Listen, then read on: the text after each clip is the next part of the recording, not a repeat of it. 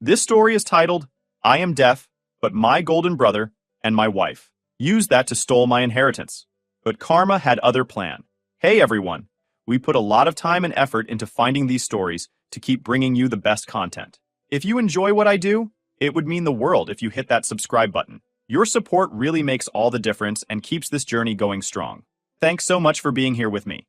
Now let's start the video. OP starts by saying, Hey Reddit, let me take you back to where it all began.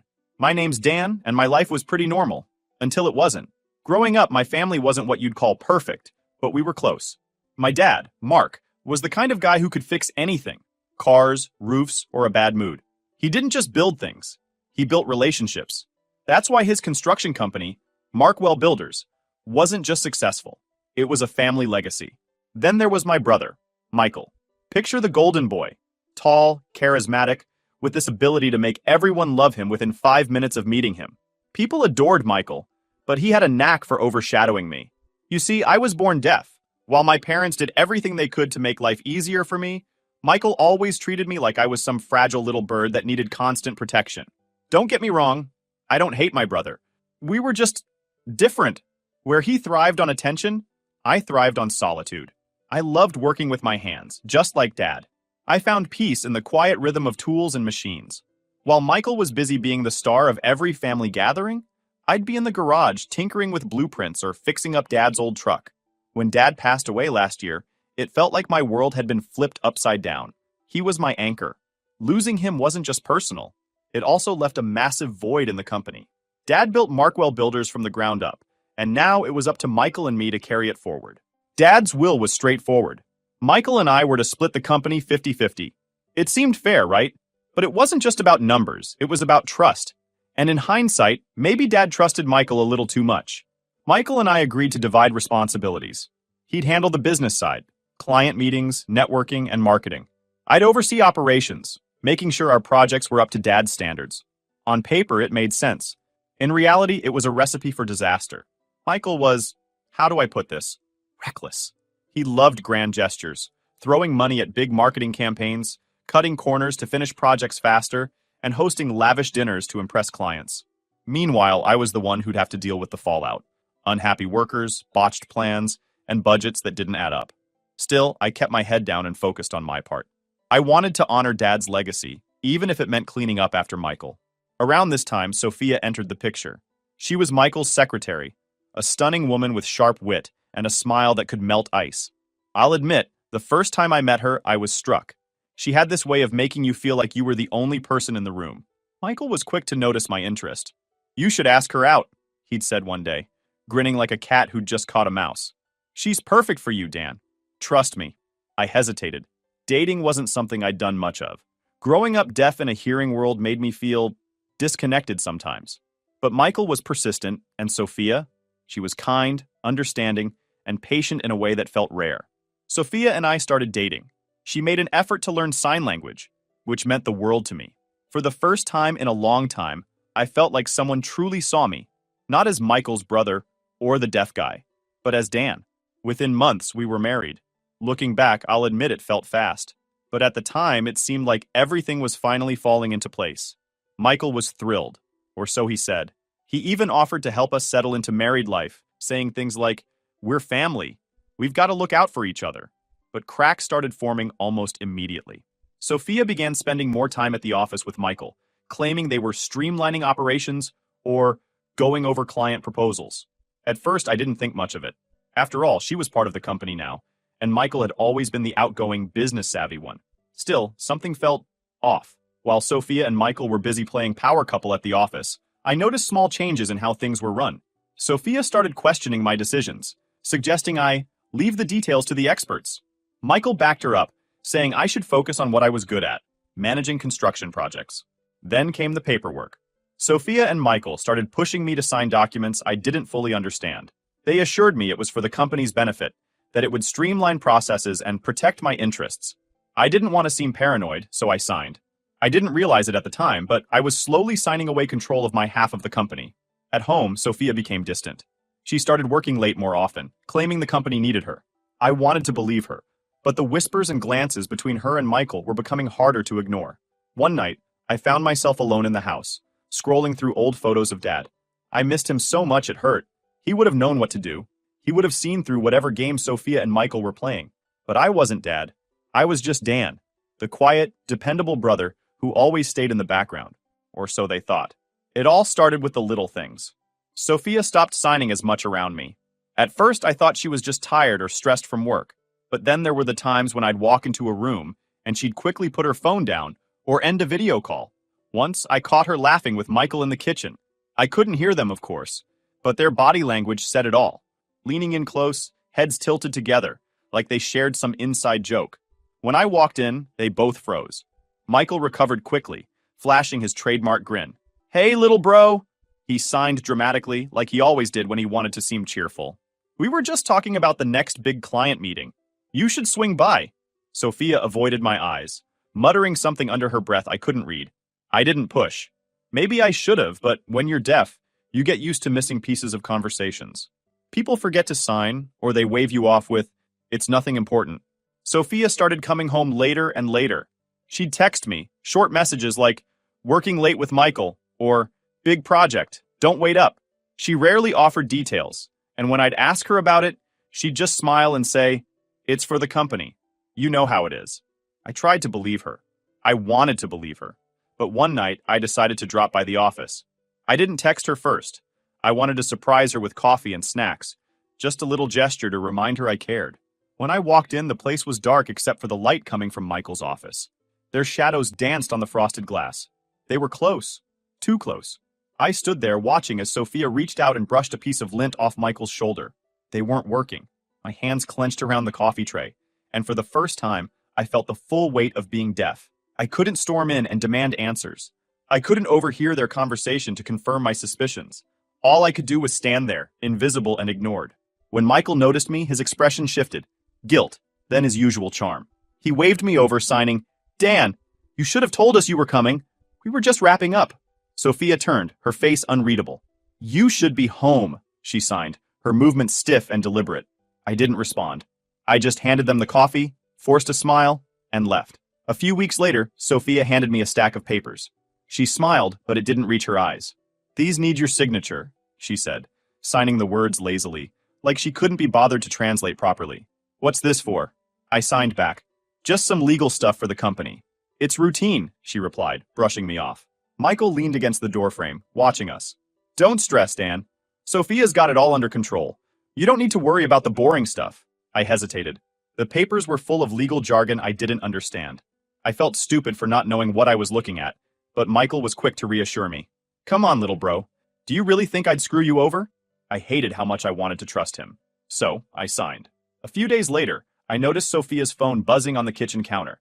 She was in the shower, so I glanced at the screen out of curiosity. The message was from Michael. Period. "We'll have it all soon.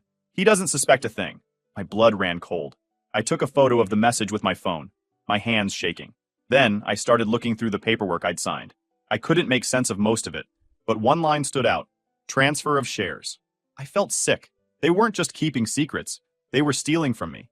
That night, I sat at the dining table with the photo of her text and the paperwork spread out in front of me. When Sophia came home, she froze, her eyes darting between me and the documents. "What's this?" I signed, keeping my movements slow and deliberate. She didn't answer right away. Instead, she crossed her arms, her face a mask of defiance. "I don't know what you're talking about." I slid my phone across the table, showing her the photo of Michael's text. Her face drained of color. "It's not what it looks like," she signed quickly, her hands trembling. "Then what is it?" I signed back, my movements sharp and demanding. For the first time, Sophia didn't have an answer. The next day, I went straight to Michael's office. He was sitting at his desk, typing away, when I walked in and dropped the paperwork in front of him. "What's this?" I signed, glaring at him. Michael leaned back in his chair, his smile faltering. "Dan, let's not get dramatic. This is all just a misunderstanding." I pulled out my phone and showed him the text I'd taken from Sophia's phone. His face hardened, and for the first time I saw the real Michael. The one who didn't care about me, only what he could take from me. "You don't understand business, Dan," he signed dismissively. "I was protecting you. You're too soft for this world." My hands trembled as I signed back. "You weren't protecting me. You were stealing from me." Michael shrugged, his smile returning. "What are you going to do about it? You can't even hear half the things happening around you. How do you think you'll prove anything?" Michael's words stung, but they also lit a fire in me. He thought my deafness made me weak, that I couldn't fight back, but he'd underestimated me. I didn't respond. Instead, I walked out of his office, my mind racing. I didn't know how yet, but I was going to make them both pay. After confronting Sophia and Michael, things didn't explode like I'd imagined. No dramatic arguments, no screaming matches. Just silence. Deafening silence. Sophia stopped coming home altogether for a few days. When I texted her, her replies were short and cold. At work. Busy. Don't wait up. Let's talk later. Michael, on the other hand, acted like nothing had happened. He'd wave when I saw him at the office, his grin as fake as ever. But his eyes, there was something in them now. A challenge, maybe. Like he was daring me to figure out what he was hiding. Being deaf in a hearing world can feel isolating at the best of times. Now, it was suffocating. Every glance exchanged between Sophia and Michael felt like a conversation I couldn't hear. Every smirk or side-eye felt like a secret they were keeping from me. I started to notice how often Sophia and Michael coincidentally left meetings when I joined. I'd walk into the office kitchen, and they'd abruptly stop talking, their hands awkwardly still, no signing, no gestures, just nothing. It wasn't just them. The staff seemed uncomfortable around me too. Conversations would drop to whispers as I approached. Were they in on it? Did they know something I didn't? I felt like I was walking through a world that was muffled and distorted, and no one was willing to clue me in. I decided I needed help. I wasn't going to sit around and let them pull the wool over my eyes, or in my case, keep me in the dark. I reached out to my dad's old lawyer, Mr. Graham. He was an older man, someone my dad had trusted for years. I sent him an email explaining my concerns and attached copies of the paperwork I'd signed. When we met, he frowned as he looked over the documents. He tapped the line about the transfer of shares and pointed to the fine print. You see this clause? He signed slowly, making sure I understood. This essentially gives them control of your shares. You've retained some voting rights, but they can act on your behalf without your explicit consent. My stomach dropped. I signed back frantically. How do I fix it? Graham hesitated. It's complicated. We need evidence to prove coercion or fraud. Otherwise, it's legally binding. The next few weeks were a blur of tension and uncertainty. Sophia came home sporadically, her presence more like a ghost haunting the house than a partner sharing it. When she was there, she avoided eye contact and rarely signed. Michael, on the other hand, became bolder. He'd show up at my office unannounced, leaning casually against the doorframe. Hey, little bro, he'd sign with a smug grin. You okay? You've been looking stressed lately. I couldn't shake the feeling he was toying with me, like he knew I was trying to figure things out but was confident I never would. One day, I decided to dig through the company's financial records. If Michael and Sophia were up to something, there had to be a paper trail, but trying to untangle the mess they'd made was like trying to read a book written in a language I didn't understand. I spent hours poring over invoices, contracts, and bank statements, but nothing jumped out at me. Frustrated, I reached out to one of the company's accountants, Lisa. When I walked into her office, she looked nervous, her hands fidgeting with the pen on her desk. Is everything okay? I signed. She nodded quickly, but her expression said otherwise. She scribbled something on a notepad and slid it across the desk. You need to be careful. Things aren't what they seem. What do you mean? I signed, my movements sharp and insistent. Lisa hesitated, then shook her head, scribbling another note. I can't say more. Just watch your back. That night, I sat alone in the house, staring at the pile of paperwork on the dining table. My head was spinning, trying to piece everything together. I felt like I was drowning in questions with no answers. I felt like I was failing. The silence was crushing. I wanted to scream, to demand answers, but no one was there to hear me. As the days went on, Sophia and Michael's behavior only got stranger. They seemed jumpy. Sophia would glance over her shoulder every time she walked into a room. Michael's smile didn't seem quite as confident anymore. They knew I was onto them, and that meant I was running out of time. This is where things start to click. Slowly but surely, I began uncovering the truth. And let me tell you, it wasn't pretty. At this point, I'd stopped trying to confront them directly. Every time I asked Sophia about her late nights or pressed Michael about the company, they'd brush me off with carefully crafted answers. Instead, I decided to observe. I may not be able to hear, but I can see. And when people think you're not listening, they get sloppy. My first break came from an unlikely source, an overheard conversation, but not in the traditional sense. One afternoon, I walked into Michael's office unannounced. He was leaning back in his chair, Sophia perched on the edge of his desk. They were deep in discussion, their gestures animated. They didn't notice me right away, so I lingered by the doorway. pretending to check my phone. I watched their hands carefully, catching snippets of their signing. Bank account, client fund, doesn't know. I couldn't piece it all together, but it was enough to raise alarms. Whatever they were talking about, it wasn't innocent. When they finally noticed me, Sophia's face turned pale. Michael recovered quickly, flashing his usual grin. Dan, what brings you here? I signed back, keeping my movements calm. Just wanted to check in on the next project timeline. Everything's under control, Michael replied, waving me off. You should relax more. Trust us. We've got this. I nodded, pretending to accept his answer. But inside, I was already making plans. I realized I couldn't do this alone. I needed someone who could help me navigate the murky waters of corporate finances. So, I reached out to an old friend from college, Ryan. He was a tech wizard and had helped me out with coding projects before. When I explained the situation, Ryan didn't hesitate. Send me everything you've got, he typed in our text chat. I'll see what I can dig up. Over the next week, Ryan worked behind the scenes, combing through the company's digital records. Every so often, he'd send me cryptic updates. Found something weird in the expense reports. Do you recognize this account number? Finally, one night, he called me via video chat. His face lit up with excitement. Dan, I think I've got it, he signed. Ryan explained that he'd found a pattern in the financial records. Large sums of money were being funneled from the company's accounts into a private account under Sophia's name. The transactions were cleverly disguised as vendor payments and project expenses. Here's the kicker, Ryan signed, his hands moving quickly. Michael's name is on some of the authorizations. They've been working together to siphon money from the company. My stomach churned. It wasn't just about the betrayal anymore. It was theft, plain and simple. They were gutting the business Dad had built, the one he'd trusted us to run. Armed with this new information, I knew I needed proof that couldn't be denied. Ryan and I devised a plan to catch them red-handed. The next day, I approached Sophia at home. I want to help more with the finances, I signed casually. Michael's been saying I should take on more responsibility. Her expression flickered, surprise, then suspicion, but she recovered quickly. That's great, she signed back with a tight smile. I'll let Michael know. Sure enough, Michael called me later that evening.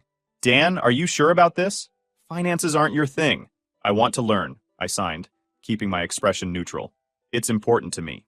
Reluctantly, he agreed. Over the next week, I made a show of reviewing the accounts Michael and Sophia gave me access to. Of course, these were the sanitized ones, carefully curated to make everything look above board. But Ryan was feeding me information in real time. Using the access I'd been given, he managed to track down the private account and link it directly to the suspicious transactions. The final piece of the puzzle came when Ryan discovered an upcoming transfer scheduled for the following Friday. A large sum of money set to disappear into Sophia's account. Dan, he signed during one of our calls, his face serious. This is it. You catch them in the act, and they can't deny it. Friday arrived, and I could barely focus. I pretended to go about my day as usual, but my heart was racing. I stayed late at the office, waiting for Michael and Sophia to make their move. Sure enough, around 8 p.m. they showed up. I watched from the shadows as they logged into the system together, their hands moving quickly over the keyboard. Michael glanced around, then signed to Sophia. This is the last one. After this, we're clear. Sophia nodded, her expression tense. I stepped into the room just as they hit confirm on the transfer. Their heads snapped toward me, shock and panic written all over their faces. What are you doing here? Michael signed, his movements sharp and defensive. I didn't answer. Instead, I pulled out my phone and showed them the live feed Ryan had set up, capturing every move they'd just made. There I was, standing in Michael's office with my phone in hand, the live feed from Ryan on the screen. Michael froze, his hands hovering mid-air, like he was deciding whether to deny everything or go on the offensive. Sophia, on the other hand, turned pale, her eyes darting between me and the monitor. What is this? Michael signed, his movements jerky, a mix of anger and panic. I didn't sign back right away. Instead, I tapped the screen, replaying the moment they initiated the transfer. Their faces were illuminated by the monitor clear as day. Sophia finally broke the silence, signing frantically. You don't understand? This isn't what it looks like? I stared at her, my hands still at my sides, refusing to respond. I wanted her to feel every second of my silence. It was more powerful than anything I could have signed. Michael, always the smoother talker, tried to regain control. Look, Dan, this isn't as bad as it seems. You're making a big deal out of nothing. This is business. Complicated stuff you wouldn't understand. That was his mistake. Thinking I was too naive, too limited to understand what was happening. I didn't confront them further in that moment. Instead, I walked out, leaving them to stew in their own panic. As soon as I was in the hallway, I texted Ryan, "They're caught! Pull the trigger!" Within minutes, Ryan had sent the evidence to my lawyer, Mr. Graham, as well as a trusted board member who had been with the company since my dad founded it. By morning, the board would know everything. The next day, I called an emergency meeting with the board. Michael and Sophia weren't expecting it. They walked in looking smug, as if they thought they'd managed to charm their way out of the situation. But their confidence didn't last long. Graham opened the meeting by presenting the evidence: the transfers, the private account, and screenshots of the conversations Ryan had intercepted. The board members, many of whom had known my dad for years, were visibly furious. "This isn't just unethical," one of them said, his voice shaking as he read through the documents. "This is outright theft." Michael's face hardened, and he finally dropped the charm. "This is ridiculous," he signed, his movements sharp and defensive. "You're going to believe him over me? I've been running this company while he's been sitting in the background." I couldn't stay silent anymore. I stood up, signing slowly and deliberately, making sure everyone in the room understood. "You didn't run this company. You ran it into the ground. You've been stealing from the business, from the people who trusted us, from our family. Dad left this company to both of us, and you spat on everything he built." Sophia tried to interject, but one of the board members cut her off. "We've seen enough. This is beyond repair." By the end of the meeting, Michael and Sophia were stripped of their positions. The board voted unanimously to remove Michael as co-CEO, effective immediately. Sophia, who had no official claim to the company, was banned from the premises. Michael tried to argue, shouting and signing about his rights and inheritance.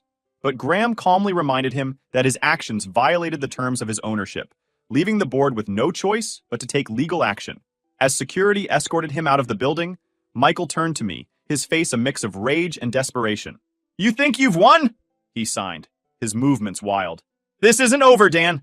You're nothing without me. Nothing." I didn't flinch. I simply signed back. "Watch me." The days that followed were exhausting. I worked closely with Graham and the board to stabilize the company.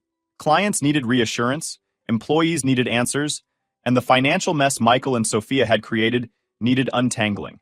I wasn't alone, though. Ryan continued to help from behind the scenes, and Lisa, the accountant who'd warned me earlier, stepped up to assist. She was instrumental in helping us trace every stolen dollar and begin the process of recovering the funds. One of the hardest parts was facing the employees. Many of them had trusted Michael, believed in his charm and leadership. When the truth came out, it shook their faith in the company.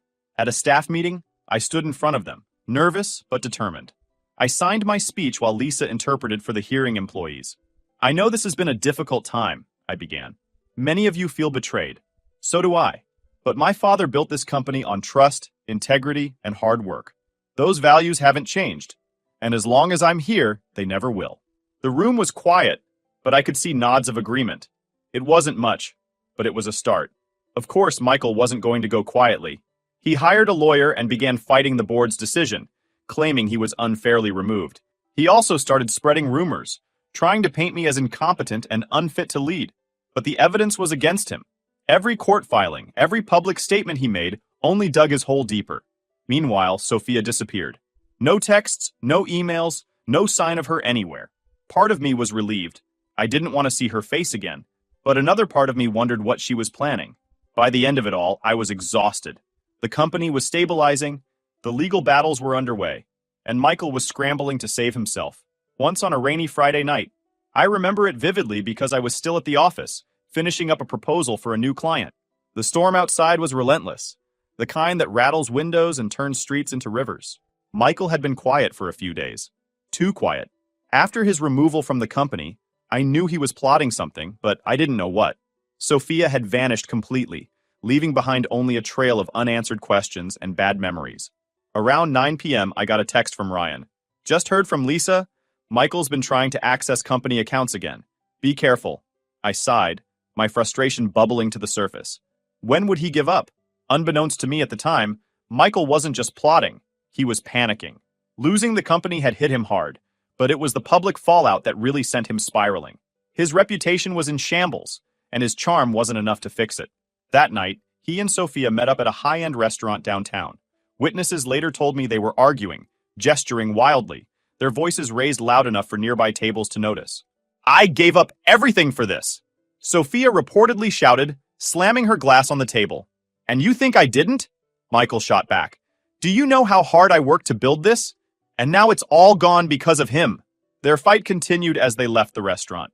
By then, the rain had turned the roads into slick, dangerous paths. Michael, always the arrogant one, insisted on driving. Witnesses said he was speeding, his car weaving through traffic with reckless abandon. Sophia was in the passenger seat, her arms crossed, her face a storm of anger and frustration. As they approached a sharp turn on the highway, something went wrong. Maybe Michael misjudged the curve. Maybe the rain was too heavy. Or maybe, just maybe, Karma decided it was time. The car skidded, tires screeching as it hydroplaned across the wet asphalt. Michael lost control, and the vehicle slammed into the guardrail with a sickening crunch. The impact sent the car flipping, tumbling down an embankment before coming to a stop in a ditch. Emergency responders arrived quickly, but the scene was grim. The car was mangled, its roof crushed like a soda can. Michael survived the crash, but not unscathed. He suffered multiple fractures, a concussion, and a spinal injury that left him temporarily immobile. He was rushed to the hospital, his life hanging by a thread. Sophia, however, wasn't as lucky. The passenger side had taken the brunt of the impact, and she was pronounced dead at the scene. I found out about the accident the next morning. A call from one of the board members woke me up.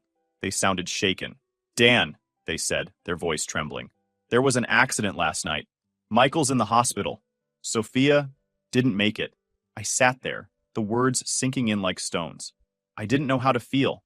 Relief? Grief? Justice? It was a swirl of emotions I couldn't untangle. The accident was just the beginning of Michael's unraveling. While he was recovering in the hospital, the legal system caught up to him.